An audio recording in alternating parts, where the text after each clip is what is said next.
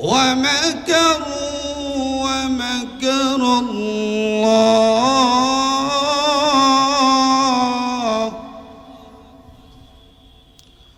والله خير الماكرين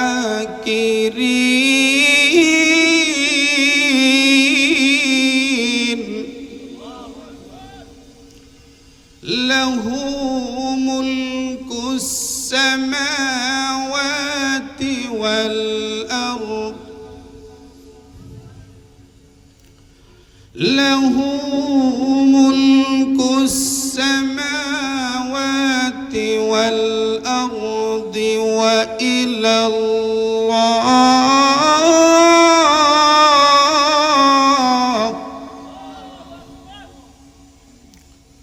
দুনিয়ার কোনো মানুষের কোনো ক্ষমতা নাই, ক্ষমতা একমাত্র কার? আরো চিৎকার করে আওয়াজ দিয়ে বলেন কার? স্টেজে যে সমস্ত মুরব্বী বাবারা আছেন কষ্ট করে বলবে, আওয়াজ দিয়ে বলবেন সমস্ত ক্ষমতা কার? বড়ত্ব কার? আমার আপনার কোনো বড়ত্ব হতে পারে না, বড়ত্ব একমাত্র কার? আরো জোরে বলেন বড়ত্ব একমাত্র কার? যদি মুমিন হিসাবে এই বুঝটা আমার ভিতরে চলে আসে যে আমার কোনো ক্ষমতা নাই, আমার কোনো কিছু নাই, দেওয়ার মালিক কে? এজন্য আল্লাহ তাআলা কোরআনে বলেন লাহু মুলকুস সামাওয়াতি ওয়াল আরদ ওয়া ইলাল্লাহি তুরজাউল উমুর। যে যাই কিছু করছি ফিরে যেতে হবে কার কাছে? আরো জোরে বলেন কার কাছে ফিরে যেতে হবে? আল্লাহর কাছে যেহেতু ফিরে যেতে হবে, আল্লাহ তাআলা যেভাবে সম্মানিত করেন, যে পথে হাঁটলে সম্মান পাওয়া যাবে আমি সে পথে হাঁটবো, পারবো তো ইনশাআল্লাহ?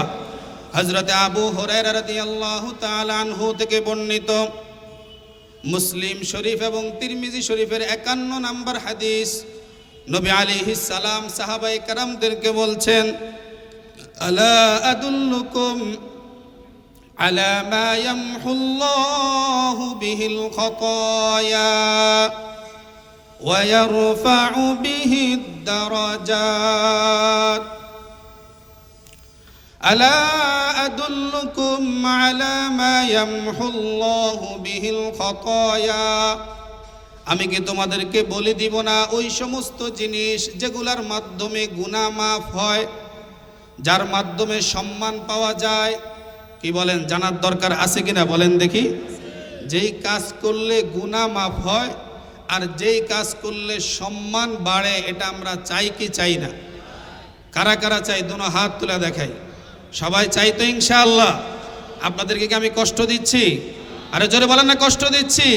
আমরা কি চাই? যে আমাদের গুনাহ মাফ হোক আর আমাদের সম্মান বাড়ুক। কারণ এই গুনাহ মাফের একমাত্র ক্ষমতা আছে কার? সাহাবায়ে কেরামগণ বললেন, ক্বালু বালা ইয়া রাসূলুল্লাহ।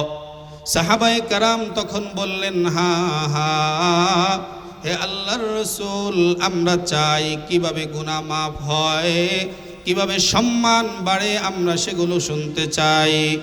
قال رسول الله صلى الله عليه وسلم إسباغ الوضوء على المكاره।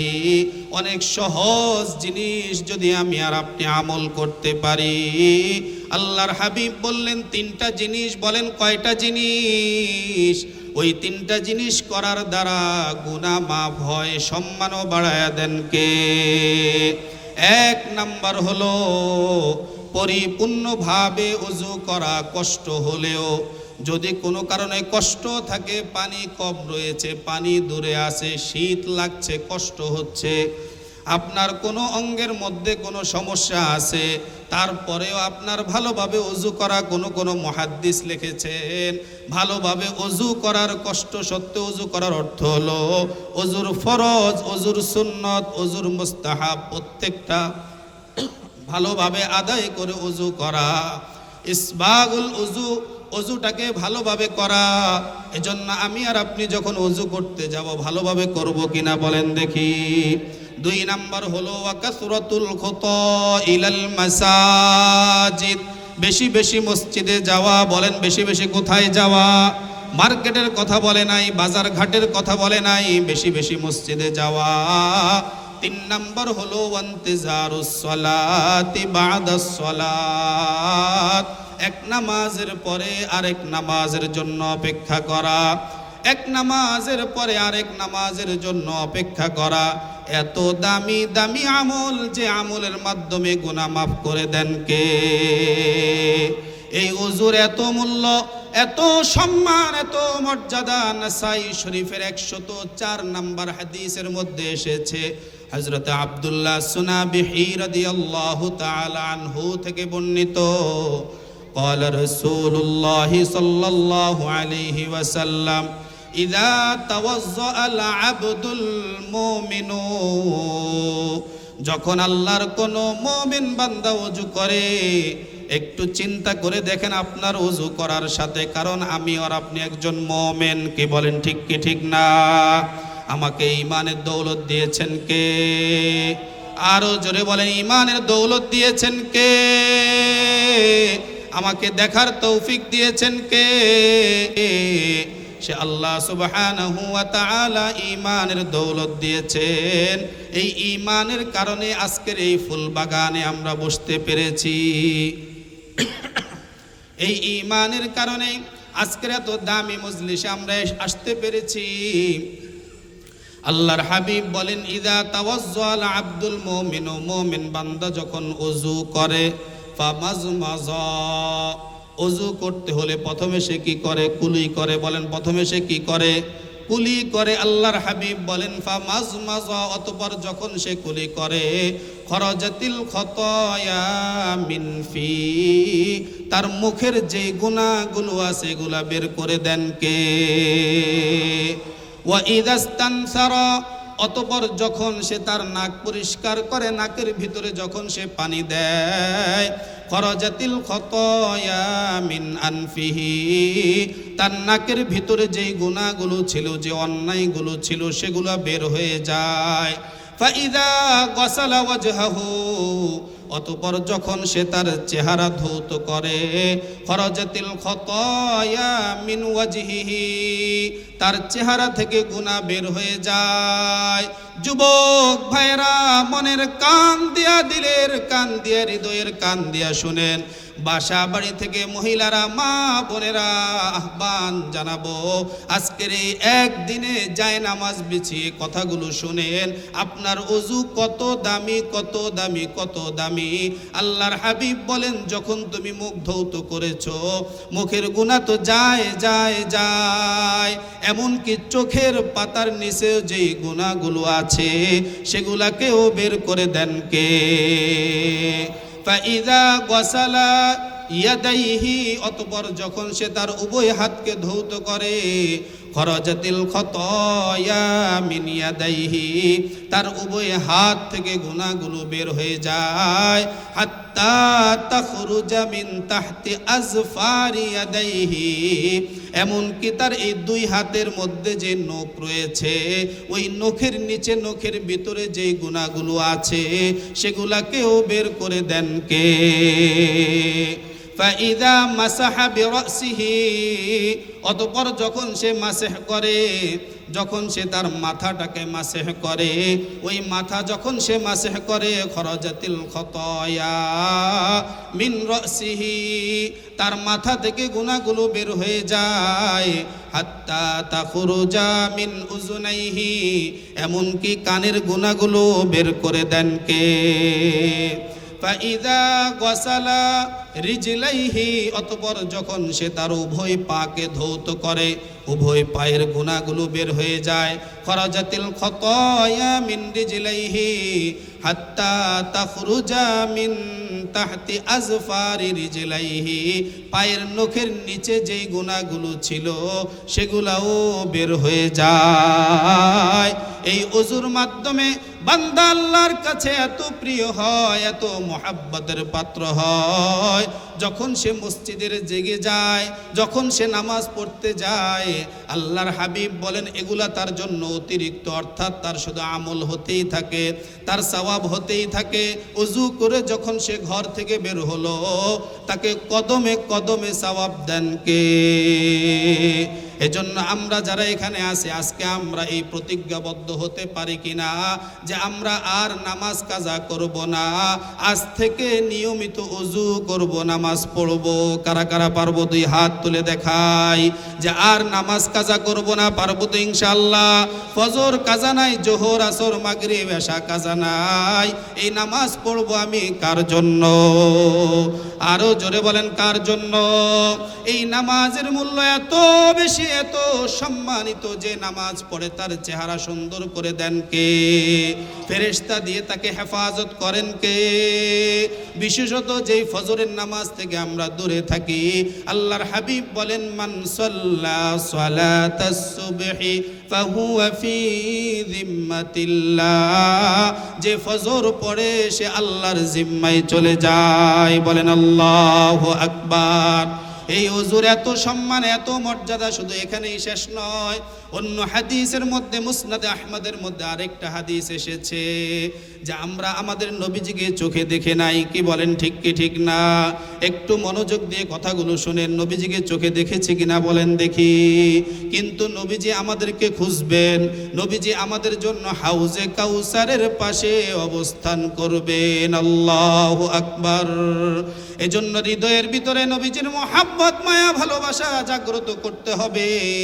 সাহাবায়ে কেরামগণ জানতে চাইলেন কাইফা তারিফু উম্মাতাক, আপনি আপনার উম্মতকে কিভাবে চিনবেন? আপনি তো চলে গেছেন, তারপরে তো কিয়ামত পর্যন্ত আপনার অনেক উম্মত আসবে, তার আগেও অনেক মানুষ ছিল, এত মানুষের মধ্যে উম্মতকে কিভাবে চিনবেন? আল্লাহর হাবিব বললেন কালো রঙের যদি অনেকগুলা ঘোড়া থাকে, ওই কালো রঙের ঘোড়াগুলার মাঝখানে যদি সাদা শুভ্র কপাল বিশিষ্ট, হাত পা বিশিষ্ট যদি কিছু ঘোড়া থাকে, চিনতে কষ্ট হবে কিনা? আপনারা বলেন কষ্ট হবে কিনা? বলেন না না, কষ্ট হবে না।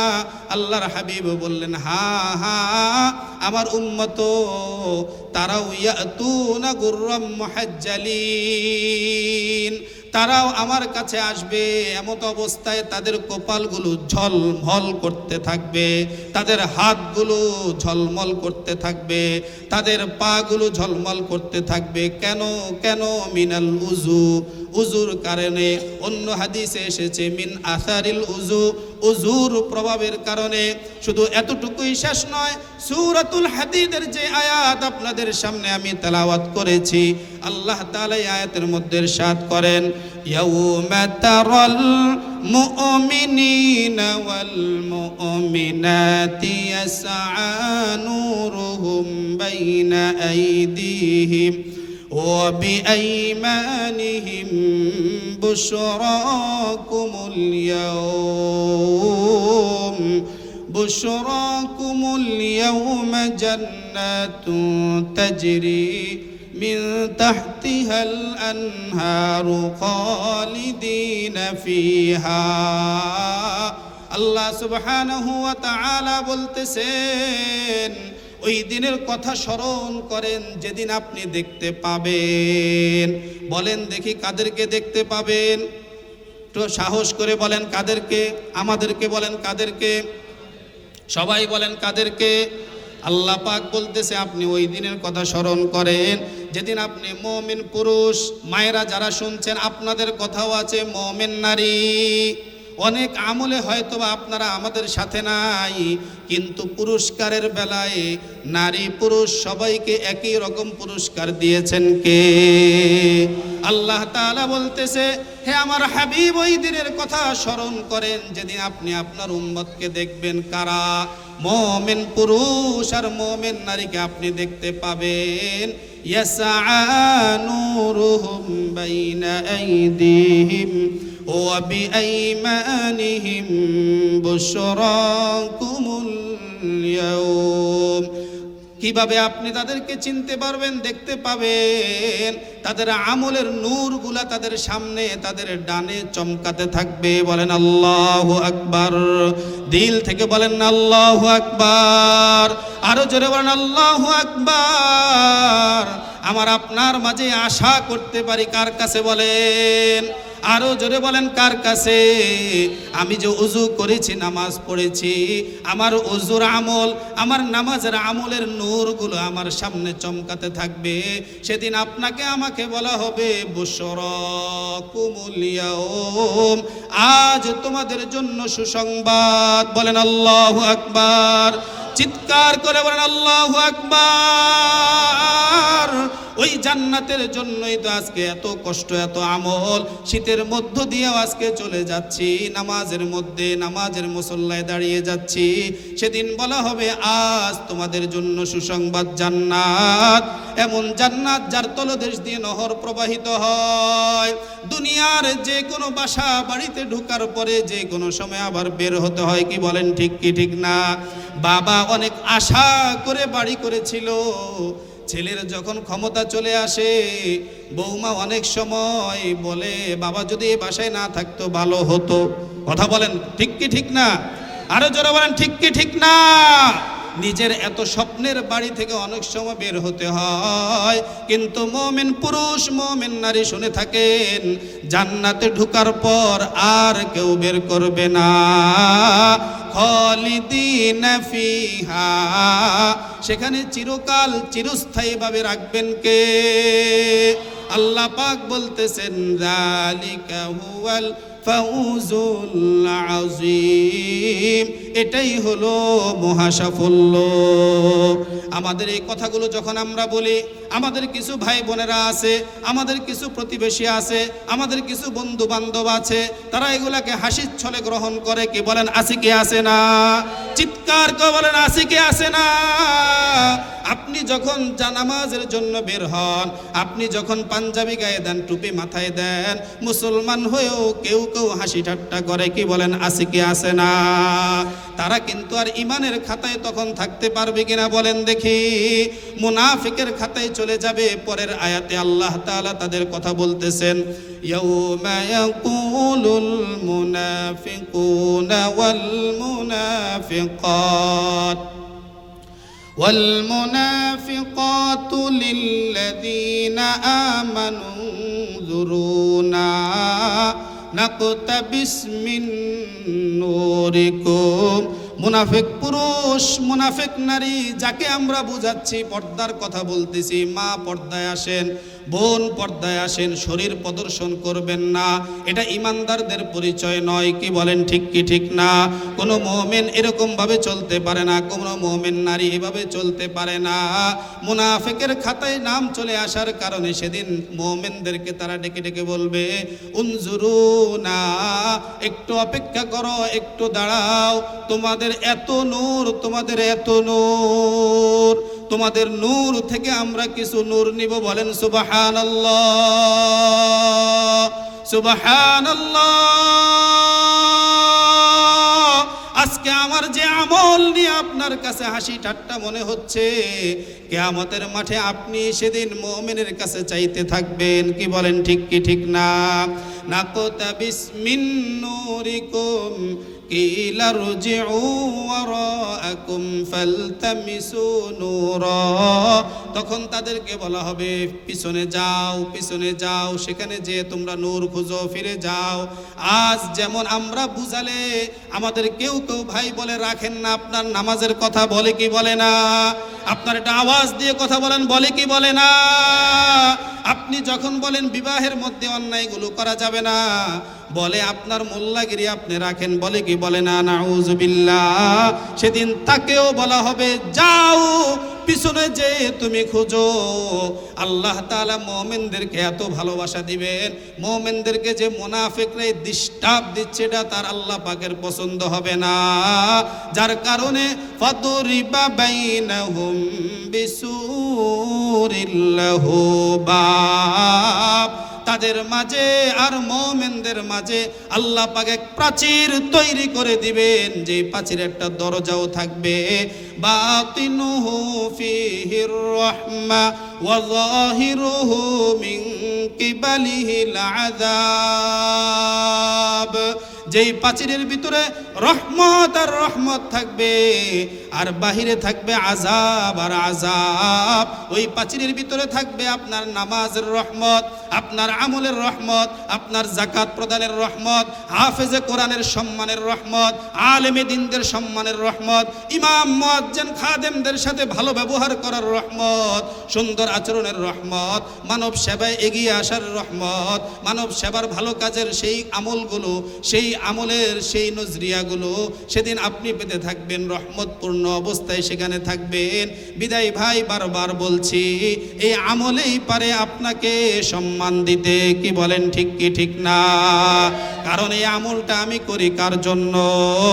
হতে পারে আজকের এই পলাশপুর যুব সমাজ তারা এখানে কোনো গানের আয়োজনও করতে পারতো। কি বলেন, পারতো কি পারতো না? সেই গানের আয়োজন তারা করে নাই, ওয়াজের আয়োজন করেছে। এজন্য আপনারা কি খুশি না অসন্তুষ্ট বলেন দেখি? আমরা যদি খুশি হয়ে থাকি, এই মাহফিলের সাথে আমরা শেষ পর্যন্ত থাকবো তো ইনশাআল্লাহ? দোনো হাত তুলে দেখাই যে আমরা ইনশাআল্লাহ। যুবকদেরকে বলেন, আপনারা পিছপা হবেন না, আমরা আপনাদের সাথে আছি। পারবো না ইনশাআল্লাহ? আমরা আপনাদের সাথে আছি। কারণ আজকের এই বয়ানে এতক্ষণ যা কথা বলা হলো, খারাপ কোনো কিছু বলা হলো? কথা বলেন, ঠিক কি ঠিক না? কোনো খারাপ কোনো কথা বলা হলো? বরং প্রত্যেকটা ভালো কথা আপনাদেরকে শোনানো হচ্ছে, কিভাবে আমলের মাধ্যমে সম্মান অর্জন হয়। কারণ এই যে আমল, এই আমল দুনিয়াতে যেরকম সম্মান, পরকালেও সেটা সম্মান দিবেন কে? আরো জোরে বলেন, সম্মানিত করবেন কে? আল্লাহ সুবহানাহু ওয়া তাআলা আমলের মাধ্যমে এত সম্মান দিবেন। আর আমল করতে হলে ইলমের প্রয়োজন। বলেন, কিসের প্রয়োজন? জোরে বলেন না, কিসের প্রয়োজন? আপনারা কি আমার কথায় বিরক্ত হইতেছেন? জোরে বলেন না, বিরক্ত হইতেছেন? তাহলে আমল করতে হলে কি লাগবে? ইলম লাগবে। তাহলে বোঝা যায় ইলম এটা একটা সম্মানের প্রতীক। এটাও একটা কিসের প্রতীক? সহজ কথা হলে ইলমের রাস্তায় যে চলে, এটা হলো জান্নাতের রাস্তা। বলেন সুবহানাল্লাহ। ইলমের রাস্তায় যে বের হলো, কিসের রাস্তায় বের হলো? জান্নাতের রাস্তায়। আজকে যে আপনারা এখানে শিখতেছেন, এটা একটা ইলমের রাস্তা না? না মনে করেন শুধু মাদ্রাসার ছাত্ররাই ইলম অন্বেষণ করে? তারা তো অবশ্যই করে, তারা সম্মানিত। আমরা যারা আজকে এখানে এসেছি, ইলম শিখতে আসছি না? কথা বলেন না, কিসের রাস্তায় আছেন? সবাই বলেন, কিসের রাস্তায়? আমি আপনাদের সামনে আলোচনা করছি কিভাবে মর্যাদাপূর্ণ জীবন পাওয়া যাবে। কিভাবে মর্যাদাপূর্ণ জীবন পাওয়া যাবে সেই আলোচনা আপনাদের সামনে উপস্থাপন করছি। যার বলা যায় অনেকখানি অংশ চলে এসেছি, আরও বাকি অংশ আছে। বাকি অংশ বলবো তো ইনশাআল্লাহ? কথা বলেন নাকি ইনশাআল্লাহ বলবো তো? আরো জোরে বলেন না ইনশাআল্লাহ? তাহলে আমার সাথে একমত থাকলে আপনাদের একটু কষ্ট দিতেছি, আপনারা কষ্ট পান আমার কথায়। পিছনে অনেক ভাই হাঁটাচলা করতেছে, তাদেরকে বলবো, ভাই দ্রুত সময় আমরা এখানে ভিতরে ঢুকে যাই। আমরা যারা একটু বসে আছি, যদি একটু দাঁড়াতে বলি কষ্ট হবে আপনাদের? একটু জোরে বলেন না, কষ্ট হবে? কেউ আবার উঠে যাবেন না তো ইনশাআল্লাহ? একটু জোরে একটু দাঁড়ান, কষ্ট করে আল্লাহু আকবার বলে। আল্লাহু আকবার। একটু দাঁড়ান, সবাই বলেন আল্লাহু আকবার। হ্যাঁ, যার সামনে যা খালি আছে চলে আসেন এবার সামনে। একটু কেউ বসবেন না, একটু আমার কথা শোনেন। জান্নাত দিবেন কে? আরো জোরে বলেন না, কে দিবেন? আল্লাহ। যার সামনে খালি আছে সামনে, হ্যাঁ ভাই একটু সামনে আসি, এই যে ডাক্তার আসেন, একটু আসেন ভাই। হ্যাঁ ভাই, কেউ না যায় বলেন আল্লাহু আকবার। হ্যাঁ, সুবহানাল্লাহ বলে বসে যাই। সুবহানাল্লাহ, সুবহানাল্লাহ। সকলেই বসি। সুবহানাল্লাহ। যারা দায়িত্বশীলেরা আছে একটু বসায়া দেয় সুন্দর করে। অনেক ভাই পিছনে দাঁড়ানো আছে, আমরা তাদেরকে বসায়া দেই। একটু ডেকে ডেকে আমরা একটু পিঠে হাত মুছে হলেও, ভাইরা বুঝে না তো, বুঝলি কিভাবে হাঁটতো রে ভাই? আরে কথা বলেন না কেন? আপনারা যারা সামনে এখানে যে মজা পাইতেছেন, যারা দাঁড়ায় আছে তারা সে মজা পায়। হ্যাঁ, বসে যান, সুবহানাল্লাহ বলে বসে যান সকলেই। কেউ দাঁড়ায় থাকতে হবে, সকলেই বসে যান, সকলেই বসে যান। চিৎকার করে বলেন আল্লাহু আকবার। আরো জোরে বলি আল্লাহু আকবার। সমস্ত ক্ষমতা কার? জীবন দেওয়ার মালিককে, মৃত্যু দেওয়ার মালিককে, আমলের মাধ্যমে সম্মান দেন কে? এই আমল শিখতে হলে ইলমের প্রয়োজন। বরং বলেন কিসের প্রয়োজন? এ আমল করতে হলে আমার আপনার এলেম অর্জন করতে হবে। সাহাবায়ে কেরামদের এই জন্য একদল, ওনারা এলেমের মধ্যে জীবনকে ব্যস্ত রাখতেন, এলেম অর্জন করেছেন, আমল অর্জন করে সারা বিশ্বে এমন নাম করেছেন, এমনভাবে তারা সম্মানের সুমহান আসনে বসেছেন। আজকে এত বছর পরেও আমরা তাদের আলোচনা করছি, কি বলেন ঠিক কি ঠিক না? সাহাবীদের মধ্যে একজন যুবক সাহাবী ছিলেন হযরত আব্দুল্লাহ ইবনে হুযাফা রাদিয়াল্লাহু আনহু। কি নাম বললাম বলেন দেখি? হযরতে আব্দুল্লাহ ইবনে হুযাফা রাদিয়াল্লাহু তাআলা আনহু। হযরত ওমর রাদিয়াল্লাহু তাআলা আনহুর জামানায় যুদ্ধের জন্য, রোমের বিরুদ্ধে যুদ্ধের জন্য গিয়েছেন। যুদ্ধের জন্য যাওয়ার দরকার আছে না? আরে কথা বলেন না কেন? যুদ্ধের জন্য আজকে সিরিয়ার মুজাহিদরা, তারা আজকে সিরিয়াকে তারা সেখানে বিজয় করছে না? জোরে বলেন, করেছে কিনা? সাহাবায়ে কেরামগণ এভাবে তারা বিভিন্ন দেশে ইসলামের পতাকাকে উড্ডীন করার জন্য যেতেন। রোমেও তারা গিয়েছেন। রোমে যাওয়ার পরে যে কোনো কারণবশত ওনারা গ্রেফতার হয়ে গেলেন। গ্রেফতার হওয়ার পরে তাদেরকে যখন বাদশার সামনে নেওয়া হলো, বাদশা বলল, এদের মধ্যে যে ভালো বুঝে এরকম একজনকে আমার কাছে ডাকো। এরকম একজনকে ডাকা হলো। ডাকার পরে বাদশার পাশে তাকে বসানো হলো। কার পাশে বলেন? বাদশার পাশেই অন্য দেশের একজন, যে তার বিরুদ্ধে যুদ্ধ করতে আসছে। আজকে যদি বাংলাদেশের কাউকে নিয়ে আমেরিকার প্রেসিডেন্টের সাথে বসায়, সাধারণ বিষয় কি ভাই? আপনার কষ্ট পাইতেছেন? মুখ খুলতে কষ্ট হয় আপনাদের? আরে কথা বলেন না কেন? জোরে বলেন না, মুখ খুলতে কষ্ট হয়? আরো জোরে বলেন, কষ্ট হয় কিনা? তাহলে মানুষে আজকে দেখা যায় ছবি আরেক জায়গার, দুইটা ছবি মিলে একটা ছবি বানায় দেয় না, যে আমি প্রেসিডেন্টের সাথে ছবি তুলছি। আস্তাগফিরুল্লাহ। কি হয় কি হয় না? ভয় দেখানোর জন্য নেতার সাথে ছবি তোলে, অথচ তার এই ছবির কোনো বাস্তবতা নাই। আছে কিনা বলেন দেখি? আপনি ভালো কাজ করেন, আপনার ছবি ভালো কাজে চলে যাবে, ভালো জায়গায় চলে যাবে, যেখানে যাওয়ার সেখানে যাবে। কি বলেন ঠিক কি ঠিক না? রোমের বাদশাহ তার পাশে এনে আব্দুল্লাহ ইবনে হুযাফাকে বসাইছে। বুঝতে হবে আপনার। বসানোর পরে তাকে প্রস্তাব দিয়েছে, আব্দুল্লাহ, তোমার কাছে আমি আমার সুন্দরী মেয়েকে বিবাহ দিয়ে দিব। আর যুবকরা কি বলেন? অনেক বড় বিষয় না?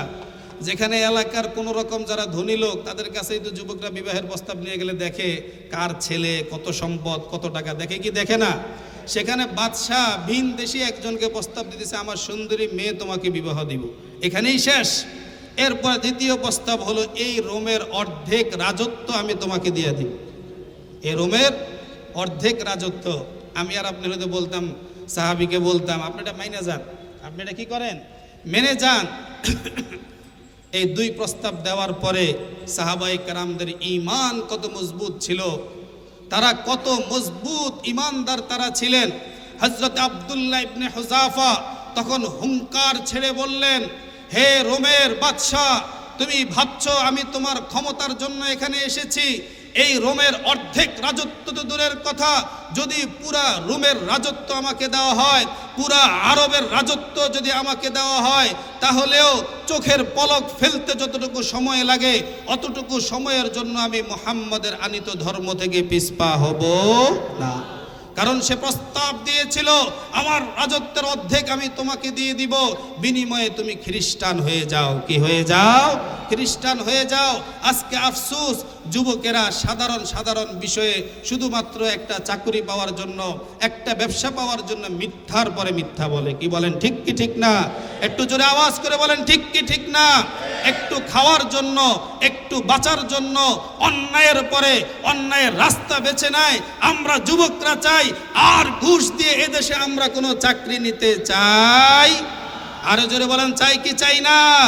আমরা আর কোনো দুর্নীতির মাধ্যমে ঘুষ দিয়ে কোনো জায়গা জমিন কিনতে চাই না। আমরা চাই আমাদের এদেশের মানুষ যেন প্রত্যেকে স্বাধীনভাবে সুন্দরভাবে বসবাস করতে পারে। একটু আমরা কিছু পেলেই তখন ভুলে যায় আমার ইমানের কথা। আব্দুল্লাহ ইবনে হুযাফার কাছে সাধারণ কোনো দেশ নয়, কোনো ছোট্ট কোনো রকমের এলাকা নয়, বরং বিশাল রাজত্বের কথা বলার পর কি বলেছেন? চোখের পলক ফেলতে যতটুকু সময় লাগে, অতটুকু সময়ের জন্য মুহাম্মাদের আনিত ধর্ম থেকে আমি পিছপা হব না। বলেন লা ইলাহা ইল্লাল্লাহ, লা ইলাহা ইল্লাল্লাহ। লা ইলাহা ইল্লাল্লাহ আল্লাহ আল্লাহ আল্লাহ আল্লাহ আল্লাহ জোরে জোরে বলে আল্লাহ আল্লাহ আল্লাহ আল্লাহ লা ইলাহা ইল্লাল্লাহ মুহাম্মাদুর রাসূলুল্লাহ সাল্লাল্লাহু আলাইহি ওয়াসাল্লাম। আজ আমরা আপনাদের মুখ থেকে জোর করে আল্লাহর নাম বের করি, জিকিরের শব্দ জোর করে আপনাদের থেকে বের করি। এই জিকিরের দাম এত বেশি এত বেশি এত বেশি এত সম্মানিত, এক একটা জিকিরের মাধ্যমে আমলের পাল্লাকে ভরপুর করে দেন কে? খোদার জমিনের মধ্যে বসে আপনি বলবেন সুবহানাল্লাহি ওয়া বিহামদিহি, বলেন আমার সাথে সুবহানাল্লাহি ওয়া বিহামদিহি। সবাই একসঙ্গে বলেন সুবহানাল্লাহি ওয়া বিহামদিহি। এখানে বলেছি গাছ রোপণ হয়ে গিয়েছে কোথায়? জোরে বলেন কোথায়? জান্নাতে। গুরিসাত লাহু নাখলাতুম মিনাল জান্নাহ। এখানে বসে যে বলবে সুবহানাল্লাহি ওয়া বিহামদিহি, তার জন্য জান্নাতে গাছ রোপণ করে দিবেন কে? এজন্য বলেন সুবহানাল্লাহ সুবহানাল্লাহ। সবাই বলি সুবহানাল্লাহ সুবহানাল্লাহ সুবহানাল্লাহ। আমেরিকার একটা শহর পত্রিকায় পড়েছি, ওই শহরে বারবার ভূমিকম্প হয়, এমন ভূমিকম্প হয় বাড়ি ঘর কোনো কিছু টিকানো যায় না, এমনকি সরকারি স্থাপনাগুলো যেগুলো মজবুত আকারে করা হয় সেগুলোকেও টিকানো যায় না। বিভিন্ন কায়দা বিভিন্ন পদ্ধতিতে তারা চেষ্টা করেছে, কোনো চেষ্টায় কাজে আসছে না। পাদ্রীদেরকে ডেকেছে সে এলাকার মানুষ, কারণ তারা যেহেতু খ্রিস্টান তাদের মধ্যে তারা আলেম মনে করে পাদ্রীদের। আমাদেরও যখন এলাকার মানুষজন সমস্যায় পড়ে হুজুরদেরকে ডাকে না? আরে কথা বলেন না কেন? কথা বলতে কষ্ট হইতেছে আপনাদের? কারণ এই যে আমাদের যে বিজয় এসেছে, প্রত্যেকটা বিজয়ের মধ্যে আমাদের হুজুররা পিছায়া ছিলেন। আপনারা সুযোগ পাইলে আমাদেরকে পিছায়া দেন। আমরা যেই পরিমাণে এই জমিনের জন্য কান্নাকাটি করে, আর কেউ কি করে? আরে কথা বলেন না কেন? এই জমিনের মধ্যে যারা সেজদা দেয় তারাই হলো এই জমিনের সবচেয়ে বড় হকদার। কি বলেন, ঠিক কি ঠিক না?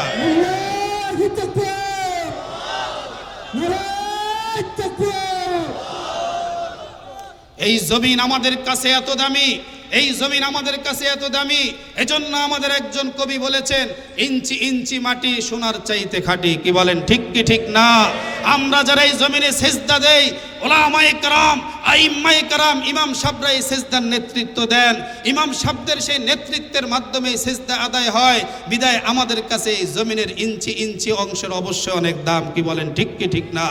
বিদায় যত বড় শত্রুই হোক না কেন, বিশ্বের যত বড় মোড়ল হোক না কেন, 56,000 বর্গ মাইল তো দূরের কথা, এর মধ্যে যদি 1 ইঞ্চি মাটিও এখান থেকে কেউ নিতে চায়, এই সেজদাকারীরা এই মুসল্লিরা সেই 1 ইঞ্চি মাটিও নিতে দিবে।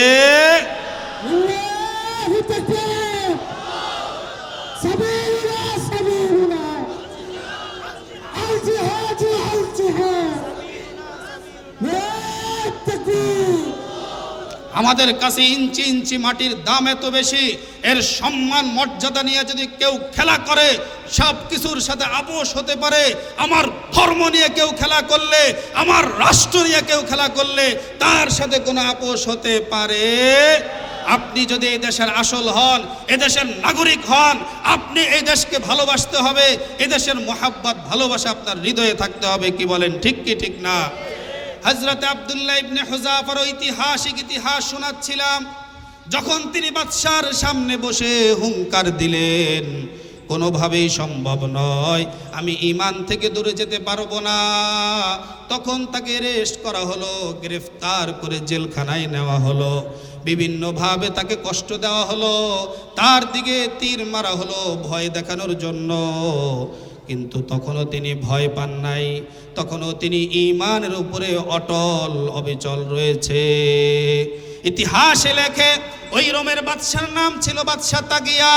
তাগিয়া যখন দেখলো যে তাকে কোনোভাবে ভয় দেখানো যাচ্ছে না, তখন তার সামনে গরম পানি আনলো, অনেক গরম, উত্তপ্ত গরম পানি। এই কথাগুলো বললে আমাদের কিছু ভাইরা আছেন তারা বিশ্বাস করতে চায় না, কি বলেন, আছে কি না?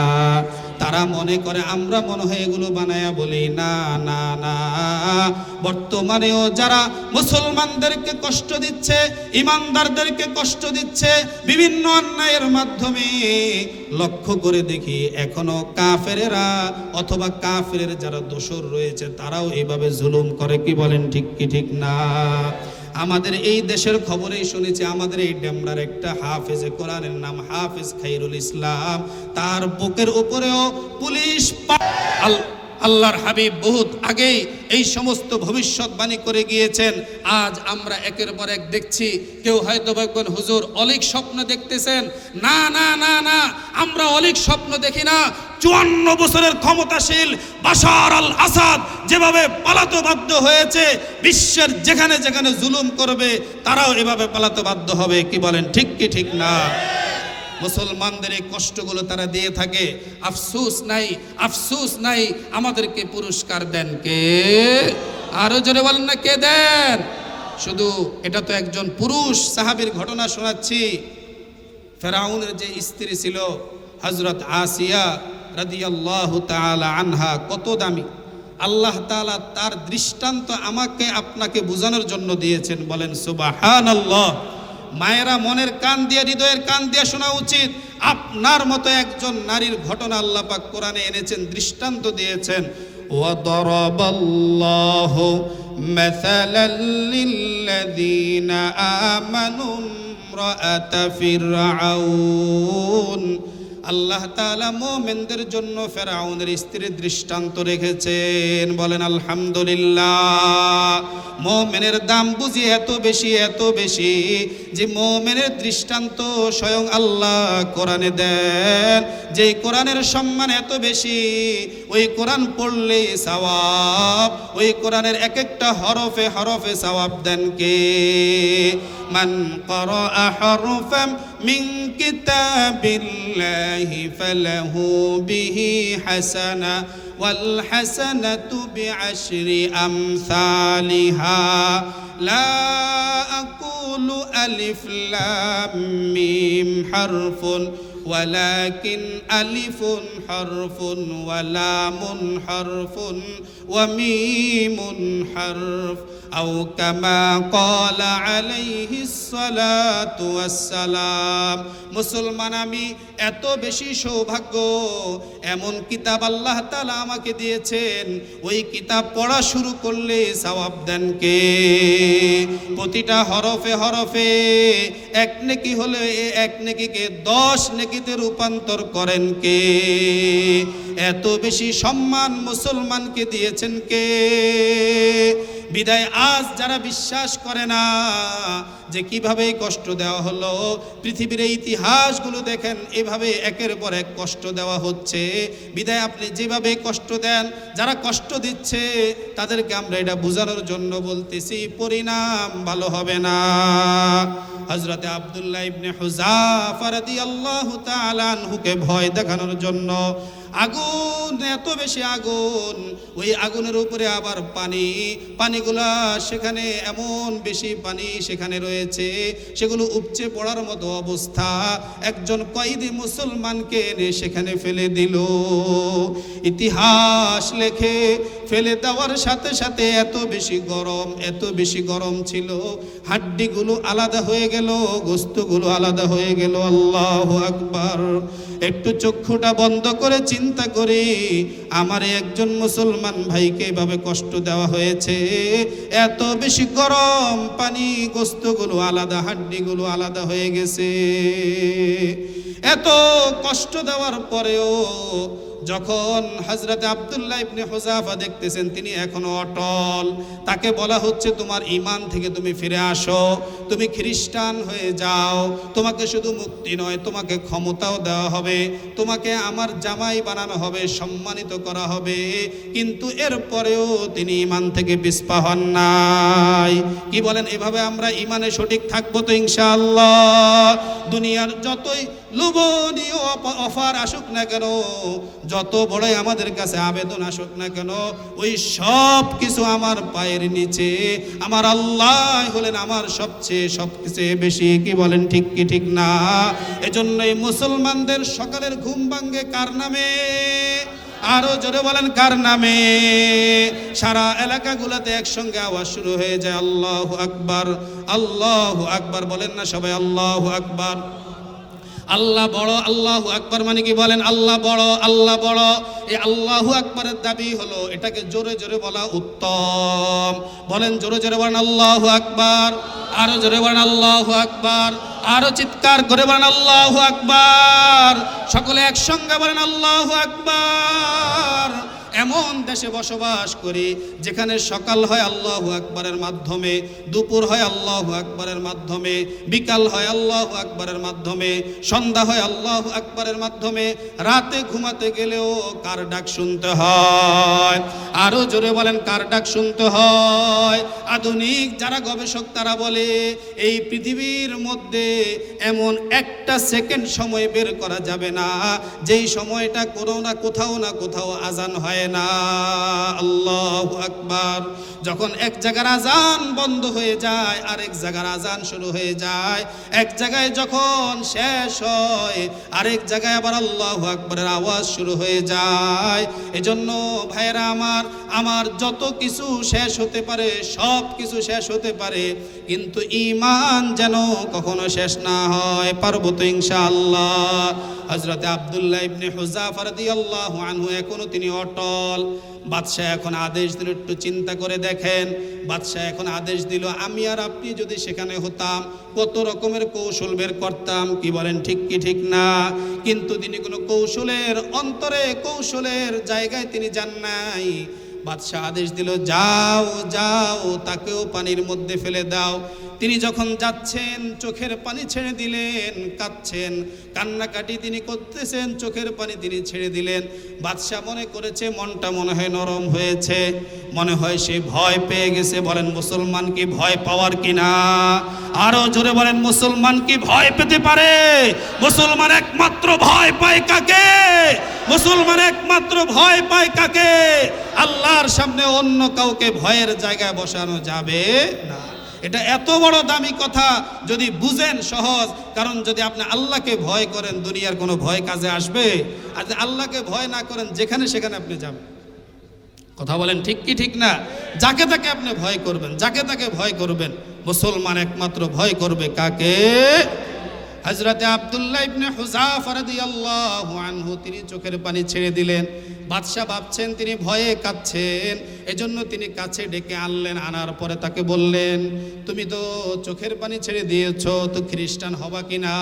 তিনি বললেন না না না না, খ্রিস্টান আমি হব না। তাহলে কাঁদছো কেন? চিন্তা করে দেখেন যুবক ভাইয়েরা, পলাশপুরের যুবক ভাইয়েরা, বৃদ্ধ বাবারা যারা আমরা এখানে এসেছি, হৃদয়ের কান দিয়ে বোঝার চেষ্টা করি। আব্দুল্লাহ ইবনে হুযাফা তখন বললেন কেন কাঁদছি শোনো। কাঁদছি তো এই কারণে, এখন এই যদি আমাকে আগুনে ফেলা হয়, এই গরম পানির মধ্যে ফেলা হয়, জীবনটা শেষ হয়ে যাবে, আর আল্লাহর কথা বলতে পারবো না। আফসোস আজকে আমাদের ক্ষমতা থাকা সত্ত্বেও আমরা আল্লাহর কথা বলি না। কি বলেন ঠিক কি ঠিক না? সামর্থ্য থাকা সত্ত্বেও সত্য কথা বলি না, সামর্থ্য থাকা সত্ত্বেও ন্যায় কথা বলি না, সামর্থ্য থাকা সত্ত্বেও হক কথা বলি না, ক্ষমতা থাকা সত্ত্বেও ন্যায়ের পথে হাঁটি না। আব্দুল্লাহ ইবনে হুযাফা বলেন জীবন তো শেষ হয়ে যাবে, এজন্য ভাবছি যদি আমার রব আমাকে 100টা জীবন দিতেন। বলেন কয়টা জীবন? জোরে বলেন কয়টা জীবন? যদি আমার আল্লাহ আমাকে 100টা জীবন দিতেন, তাহলে প্রতিটা জীবন আমি এভাবে আল্লাহর কথা বলতাম, আর বলতে বলতে আমি এভাবে শহীদ হয়ে যাইতাম। যেহেতু জীবন 100টা নয়, জীবন কয়টা? আরো জোরে বলেন জীবন কয়টা? আমার আপনার জীবন কয়টা? যে গেছে সে আর ফিরে আসছে কিনা, আমি গেলে আর ফিরে আসতে পারবো কিনা, মারা গেলে মানুষ আর নামও নেবে না, বলবে লাশ। আব্দুল্লাহ ইবনে হুযাফা বলতেছেন জীবন যেহেতু একটা, যেহেতু শেষ হয়ে যাচ্ছে, আর আল্লাহর কথা বলতে পারবো না, এজন্য কাঁদতেছি। লিল্লাহি তাকবীর, লিল্লাহি তাকবীর। এজন্য কান্নাকাটি করতেছি। কোন কোন বর্ণনায় এসেছে আব্দুল্লাহ ইবনে হুযাফা রাদিয়াল্লাহু তাআলা আনহু বলেন, আমার শরীরে যতগুলো পশম রয়েছে একটু বুঝার চেষ্টা করেন। তিনি বলতেছেন আমার শরীরে যতগুলো পশম রয়েছে ওই পশম পরিমাণ হায়াত যদি আল্লাহ পাক আমাকে দিতেন, তাহলে প্রতিটা পশমের জীবন, প্রতিটা হায়াতে আমি কথা বলতাম কার? আরো জোরে বলেন কার? দোনো হাত তুলে দেখায় বলেন কার কথা বলবো? চিৎকার করে বলেন কার কথা বলবো? আল্লাহর কথা বলবো। আব্দুল্লাহ ইবনে হুযাফা বলেন পশম পরিমাণ যদি হায়াত হতো, প্রতিটা হায়াতে আমি আল্লাহর কথা বলতে থাকতাম, আল্লাহর কথা মানুষকে আমি শোনাইতে থাকতাম, আল্লাহর কথা আমি মানুষকে উচ্চ আওয়াজে বলতে থাকতাম।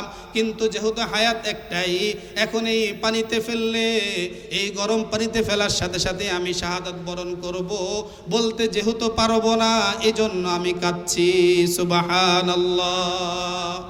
কিতাবের মধ্যে এসেছে বাদশা তখন তার প্রতি এত বেশি আকৃষ্ট হয়েছে। আমরা অনেক সময় মনে করি যে সত্য কথা বললে মনে হয় আমাকে মেরে ফেলবে, সাহস দেখায় কথা বললে মনে হয় আমার উপর জুলুম করা হবে।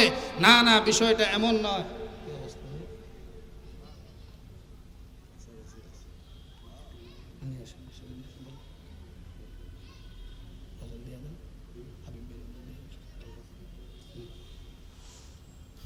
বাদশা এত বেশি আকৃষ্ট হয়েছে,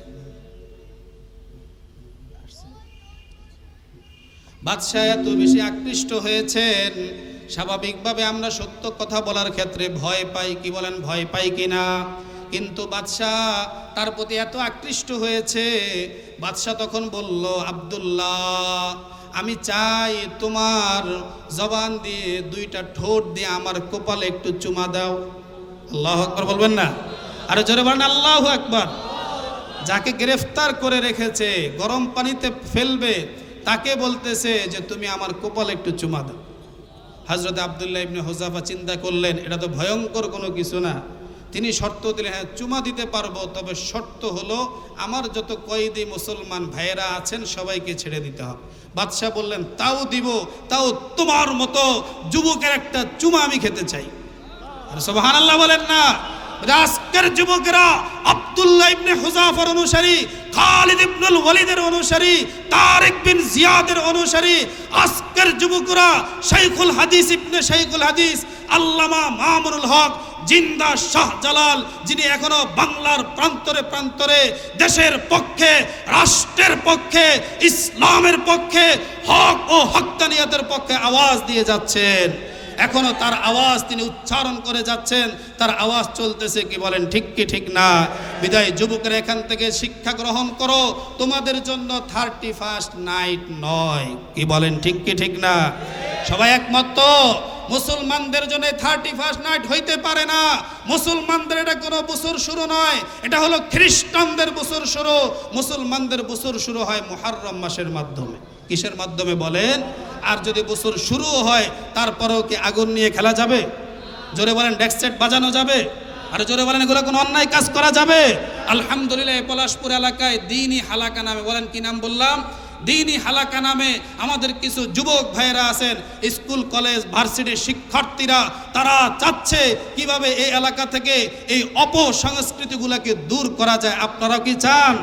আপনারা কি তাদের সাথে একমত? নারে তাকবীর!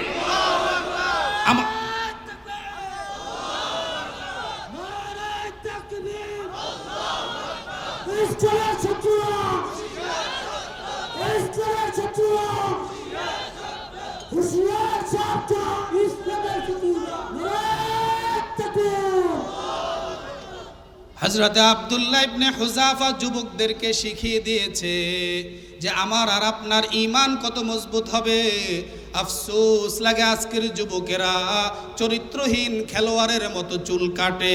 কি বলেন, ঠিক কি ঠিক না? চরিত্রহীন খেলোয়াড়দের ন্যায় তারা জামা কাপড় পরিধান করে। আজকে যুবকদের মুখে অশ্লীল গানের কলি, বলেন নাউজুবিল্লাহ। আজকে যুবকদের মুখে কোরআনের আওয়াজ শোনা যায় না। যুবকরা আজ কোরআনের কথা বলে না। যুবকদের জবান থেকে আজ নবীজির প্রশংসার কথা শোনা যায় না। কথা বলেন, ঠিক কি ঠিক না? নবীজির মোহাব্বতের কত সুন্দর সুন্দর কবিতা রয়েছে, কত সুন্দর সুন্দর শের রয়েছে, কত সুন্দর সুন্দর গজল ইসলামী সঙ্গীত রয়েছে। আপনি জবান দিয়ে সেগুলো না বলে অশ্লীল গান কি বলা যাবে কিনা বলেন দেখি। আব্দুল্লাহ ইবনে হুযাফা রাদিয়াল্লাহু তাআলা আনহু, আমরা তাদের অনুসারী, তাকে আমাদের অনুসরণ করতে হবে। তিনি তখন কপালে চুমা দিলেন। চুমা দেওয়ার সাথে সাথে বাদশা বলল, যাও তোমার অন্যান্য মুসলমান কয়েদিদেরকে নিয়ে যাও। সুবহানাল্লাহ।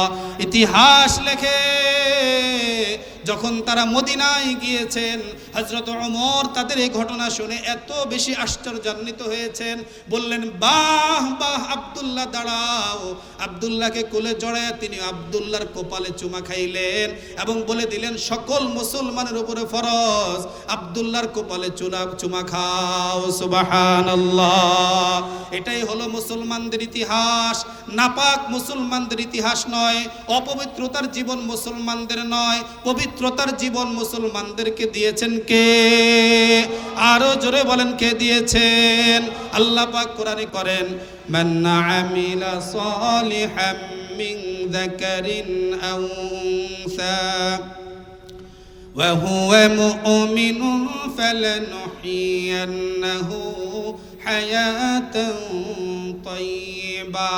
আল্লাহ তাআলা বলেন যে আমল করবে, চাই সে পুরুষ হোক নারী হোক, আলাদা করা হয় নাই।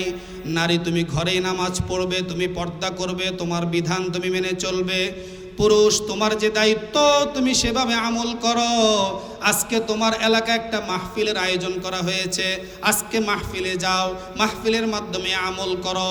এভাবে যদি নারী পুরুষ আমল করতে থাকে, আল্লাহ সুবহানাহু ওয়া তাআলা বলে ঈমান অবস্থায় যেভাবে আমল করতে থাকবে, দুনিয়ার জীবনটাও আমি তাকে সুখময় বানায়া দিব।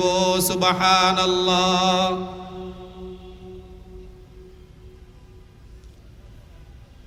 এভাবে আমরা আমাদের জীবনটাকে এভাবে নিজেকে এমনভাবে উৎসর্গ করব যেন আল্লাহর জন্য সর্ব অবস্থায় নিজেকে ঠিক রাখতে পারি। হযরত আব্দুল্লাহ ইবনে হুযাফা রাদিয়াল্লাহু তাআলা আনহু যে শিক্ষা দিয়েছেন, আমলে জিন্দেগি এভাবে আমাদেরকে সাজাতে হবে। আল্লাহ তাআলা বলেন, ফালানুহইয়ান্নাহু হায়াতান তাইয়্যিবা। অবশ্যই অবশ্যই আমি তাকে পবিত্র জীবন দিব। এত সুখময় জীবন সে পাবে। সে সকালে যে নাস্তাই খেতে পারুক না কেন, অল্প খানাতেই সে সন্তুষ্ট হয়ে যাবে। শুধু এখানেই শেষ নয়, ওয়ালা নাজজিয়ান্নাহুম আজরাহুম বিআহসানিল্লাযী কানু ইয়ামালুন। আল্লাহু আকবার। আজ আমি আর আপনি যে আমল করছি, যেখানে যে আমলের জন্য এখানে বসে আছি, এটা একটা আমল। বলেন, এটা একটা কি আমল? এটা একটা দ্বীনি মজলিস। এত দামি মজলিস, নবীজি বলেন এই মজলিসগুলোকে ফেরেশতারা ঘিরে রাখে। সুবহানাল্লাহ। কোন কোন বর্ণনা এসেছে ফেরেশতারা খুঁজতে থাকে কোথায় আল্লাহর কথা বলা হয়, কোথায় সুবহানাল্লাহ বলা হয়, কোথায় আলহামদুলিল্লাহ বলা হয়। সবাই বলেন সুবহানাল্লাহ, সুবহানাল্লাহ। আরো জোরে বলেন সুবহানাল্লাহ, আলহামদুলিল্লাহ, আলহামদুলিল্লাহ। ফেরেশতারা একদল তখন আরেক দলকে ডাকতে থাকে, আসো, এখানে সুবহানাল্লাহ বলা হচ্ছে, এখানে আল্লাহ জিকির করা হচ্ছে। তখন সকল ফেরেশতারা এই মজলিসটাকে ঘিরে আসমান পর্যন্ত নিয়ে যায়। দুনিয়াতে আছে আর কোন মজলিস এমন? বলেন দেখি, জোরে বলেন না, আছে কিনা কোনো মজলিস? যে ওই মজলিসকে এভাবে আসমান পর্যন্ত নিয়ে যাওয়া হয়। ভাই আমলি জিন্দিগি আমরা অনেক সময় মনে করি যে আসলে হুজুর তাহলে কি দুনিয়া সব ছেড়ে দিতে হবে? না ভাই, আসলে আমরা কোরআনের আয়াতগুলো আমরা শুনি না, আলোচনাগুলো শুনি না। মসজিদে জুমার দিন আমাদের সম্মানিত ইমাম খতিব সাহেবরা এক একজন কষ্ট করে যেভাবে জুমার বয়ানগুলো করে, যদি শুনতাম জীবনটা আরো সুন্দর হতো না? আরে কথা বলে না কেন? কেউ কেউ আবার শুনে কিন্তু মানে না, আছে না? আরে জোরে বলেন না কেন, আছে কিনা? এজন্য আল্লাহ পাক বলেন ফাইদা কুদিয়াতিস সালাতু ফান্তাশিরু ফিল আরদি ওয়াবতাগু মিন ফাদলিল্লাহ ওয়াযকুরুল্লাহা কাসীরান লাআল্লাকুম তুফলিহুন। যখন নামাজ আদায় হয়ে যাবে, জমিনের মধ্যে তোমরা যে কোনো কাজ করতে পারো, সুযোগ দিয়েছেন কে? তবে ওই কাজ করতে যে আমরা দেখা যায় মসজিদ থেকে বের হওয়ার সময় টুপিটা খুলে ফেলি, আছে কিনা? আরে কথা বলেন না কেন? আরে আছেন এরকম পণ্ডিত? আমরা অনেক সময় নিজেদেরকে এত বেশি বড় পণ্ডিত ভাবতে থাকি, মনে হয় যে আমি বহুত কিছু জানি, আমার জানাটাই মনে হয় যে বহুত কিছু। এই পণ্ডিতগিরির কারণে দেখা যায় অনেকে ইমাম সাহেবকে মানবে, এই মানার যোগ্যতা তার নাই, আছে না? একটা সময় সে পথভ্রষ্ট হয়ে যায়।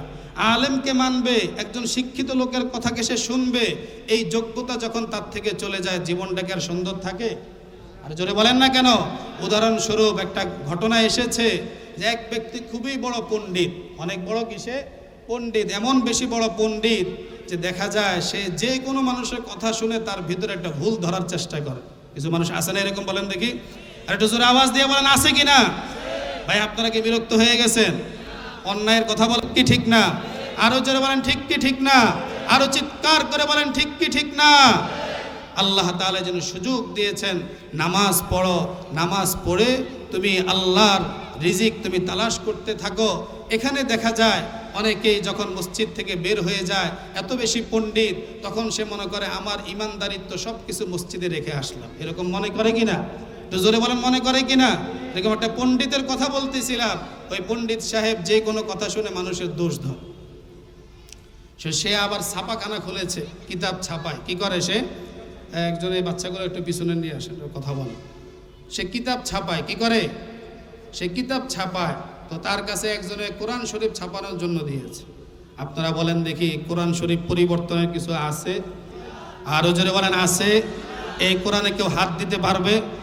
একটা আয়াতে হাত দেওয়ার ক্ষমতা কারো আছে? শব্দের মধ্যে আছে, হরফের মধ্যে আছে, কোন জের জবর পাল্টানোর মতো পৃথিবীর কারো কোনো ক্ষমতা আছে?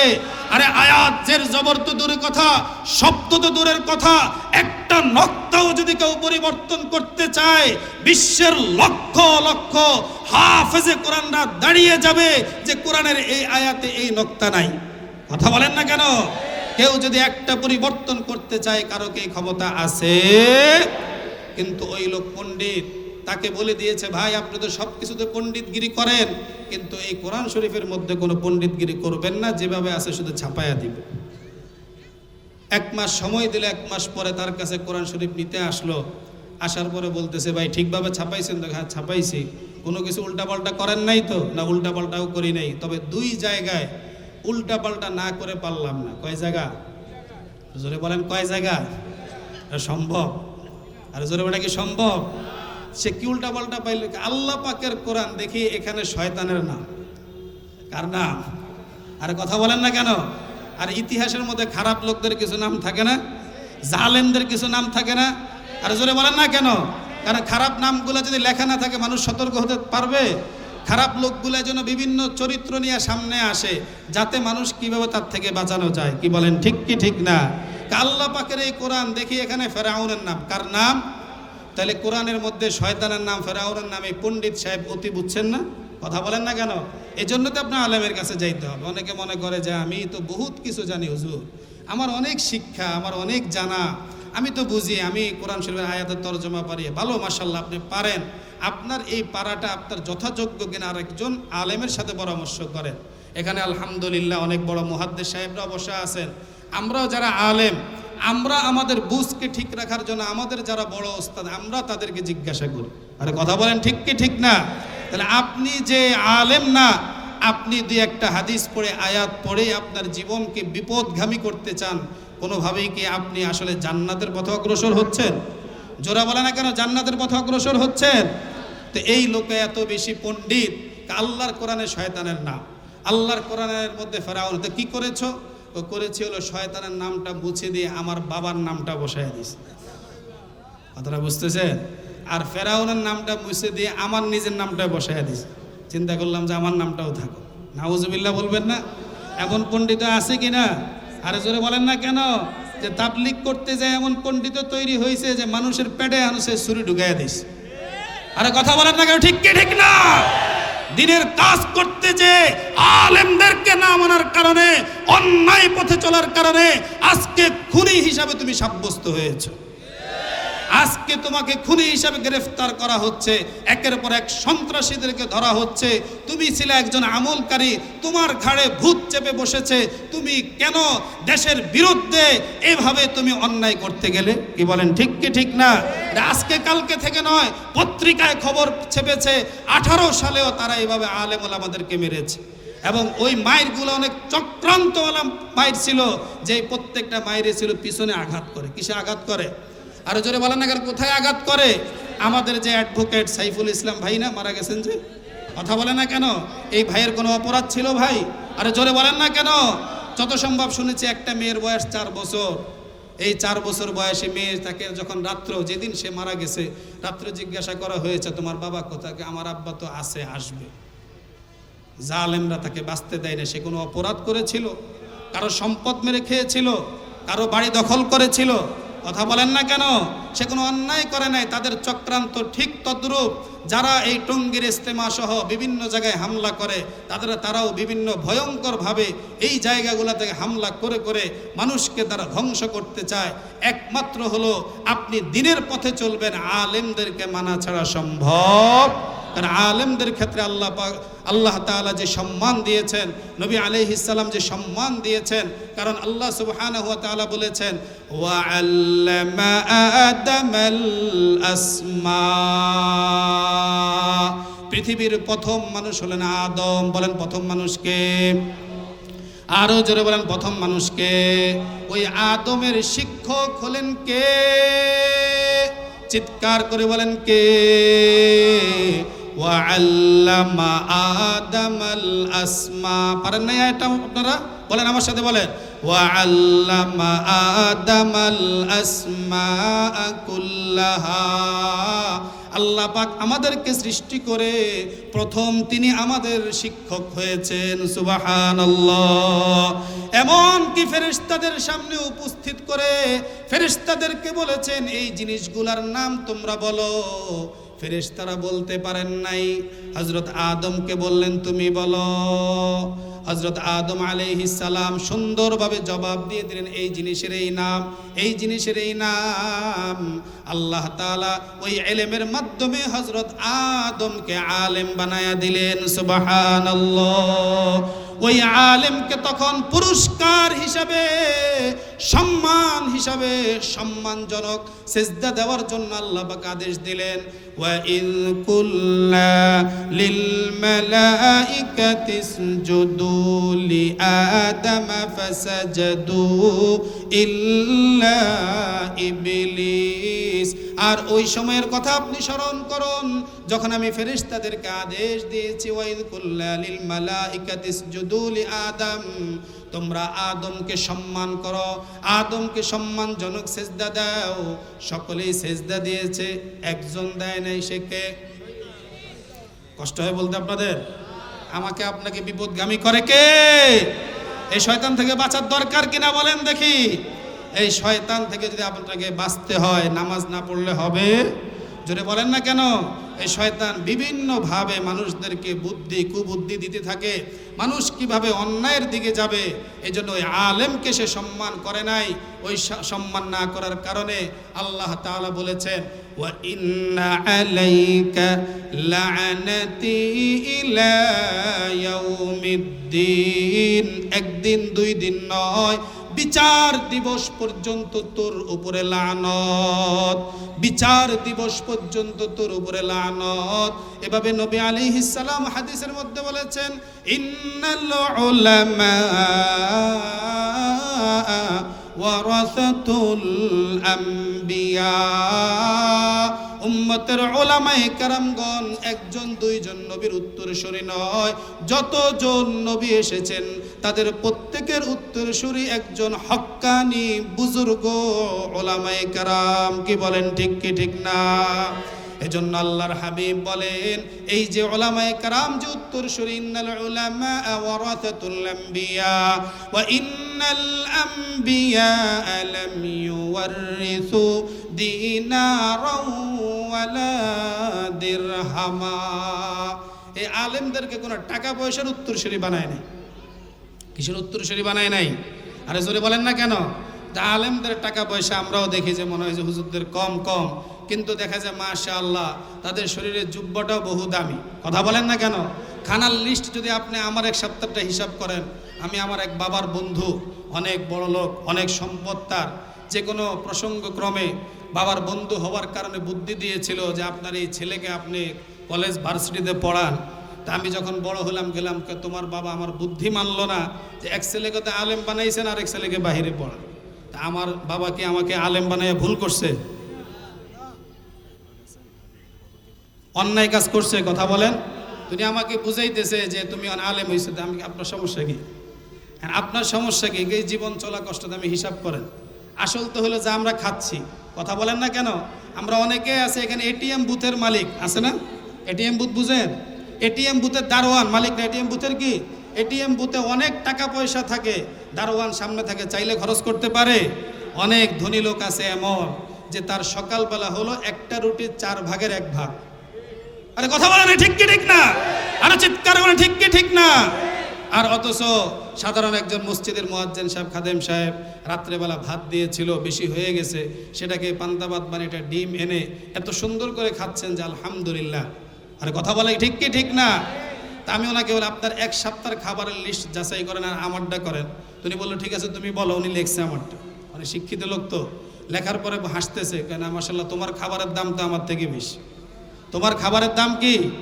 আরে কথা বলেন না কেন? তোমার খাবারের দাম আমার থেকে বেশি। বিদায় হাজিরিন, আলেমদের সম্মান কম হতে পারে, হয়তোবা তাদের সম্পদ নাই।